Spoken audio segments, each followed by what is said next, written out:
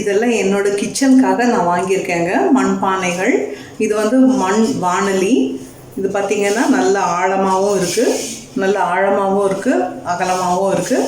இதில் வந்து நல்லா வறுக்கிறது, இதில் குழம்பு வைக்கிறதுலேருந்து வறுக்கிற வரைக்கும் எல்லாமே நல்லா பண்ணலாம். ஆனால் அதுக்கு முன்னாடி இதை வந்து நல்லா பதப்படுத்தணும். அதை பதப்படுத்துறது எப்படி அப்படிங்கிறது இந்த வீடியோவில் சொல்கிறேன். கடைசி வரைக்கும் இந்த வீடியோவை பாருங்கள். சட்டியோட விலை வந்து 150 ரூபாய்.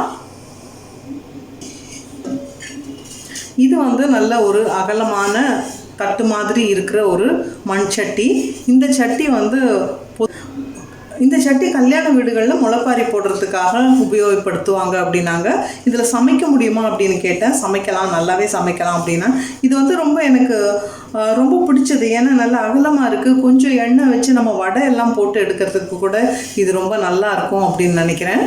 அதனால சரி, எண்ணெய் வச்சு பொரிக்கிறதுக்கு எல்லாமே இது உபயோகிச்சுக்கலாம். அதே மாதிரி ஏதாவது வதக்கிறதுக்கு இது எல்லாமே கொஞ்சம் ரொம்ப நல்லா இருக்கும் அப்படிங்கிறதுனால இதை வாங்கினேன்.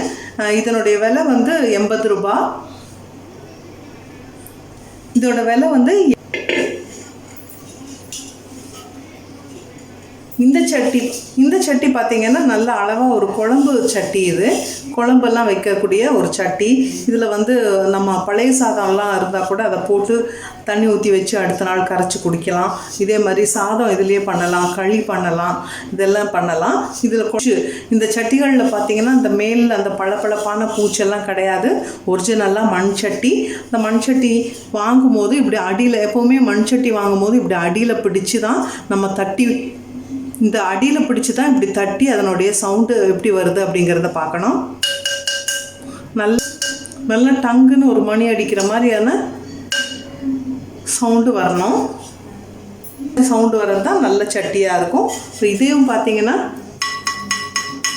இதுலேயும் அந்த மாதிரி கணீர்னு பார்த்தீங்கன்னா இந்த குழம்பு சட்டி 70 ரூபாய்.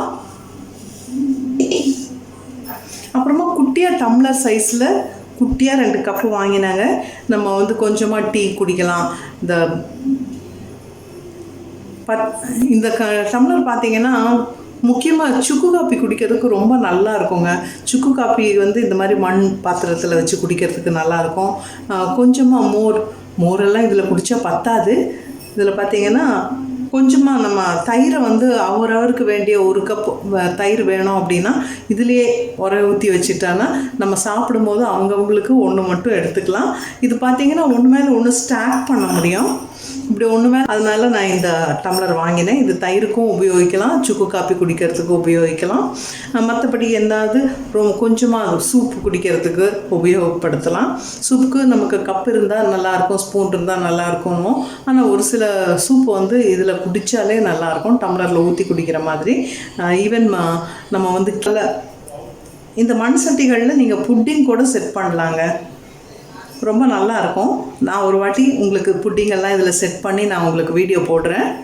இப்போ இது பார்த்திங்கன்னா ஈச் 10 ருபீஸ், 10 ரூபா அப்படின்னு சொல்லிட்டு வாங்கினேன்.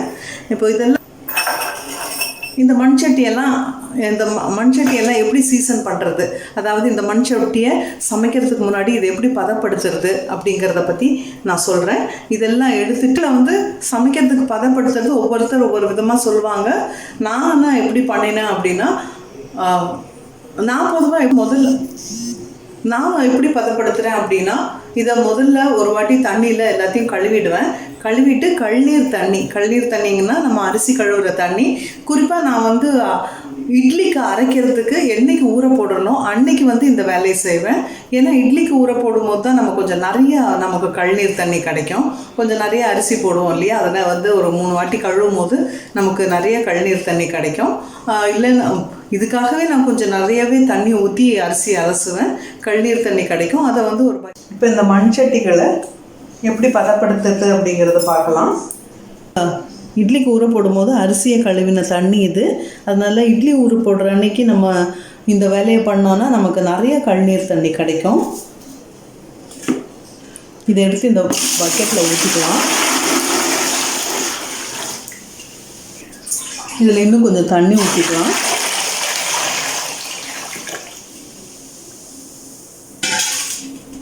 ஊற்றிட்டு இதில் இந்த மண் சட்டிங்களை எடுத்து உள்ளே போட்டுடலாம்.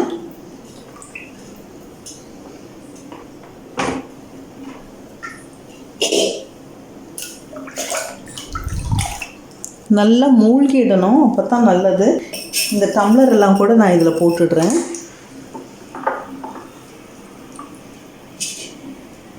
இந்த மாதிரி போட்டு அதை வந்து ஒரு நாள் ஃபுல்லாக அப்படியே வச்சிடணும். இன்றைக்கி நல்ல கழுநீர் தண்ணியில் ஊறினதுக்கப்புறமா அடுத்த நாள் எடுத்து ஒரு அலசிட்டு மறுபடியும் நல்ல தண்ணியில் ஒரு நாள் ஊற வச்சுடுவேன்.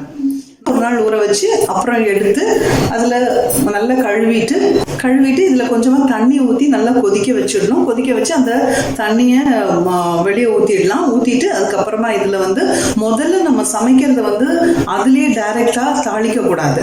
முதல்ல ஒரு 2-3 வாட்டி நம்ம ஏதாவது குழம்பு வகைகள் இல்லை ஏதாவது கொதிக்க வைக்கிற மாதிரியான ஐட்டங்களை பண்ணிக்கணும். அதுக்கப்புறமா சட்டி பழகிடும். அதுக்கப்புறமா நம்ம வந்து அதுலேயே டைரெக்டாக தாளிக்கலாம், ஒன்றும் ஆகாது. மண் சட்டிகளை பற்றின இந்த வீடியோ உங்களுக்கு பிடிச்சிருந்ததுன்னா லைக் பண்ணுங்கள், ஷேர் பண்ணுங்கள், சப்ஸ்கிரைப் பண்ண மறந்துடாதீங்க. நன்றி, வணக்கம்.